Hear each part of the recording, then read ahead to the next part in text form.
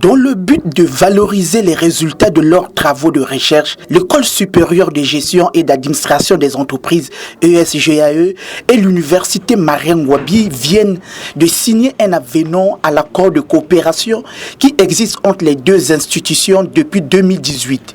Désormais, les enseignants de l'Université Marien-Ngouabi peuvent publier leurs travaux de recherche dans la revue congolaise de gestion reconnue par le CAMES, Conseil africain et malgache pour l'enseignement supérieur, édité par l'ESGAE. Comme les enseignants de l'ESGAE peuvent publier leurs travaux de recherche dans les annales de l'Université Marien-Ngouabi.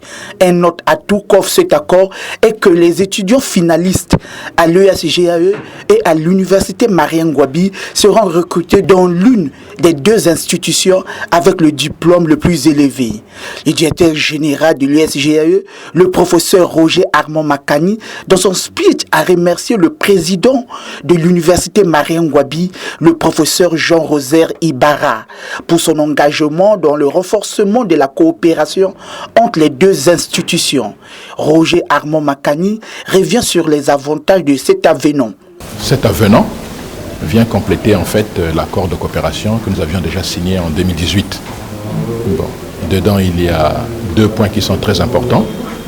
Le premier point, c'est que désormais, la revue congolaise de gestion, publiée par l'ESGAE, est une revue qui a été reconnue par le CAMES, le Conseil africain et malgache pour l'enseignement supérieur.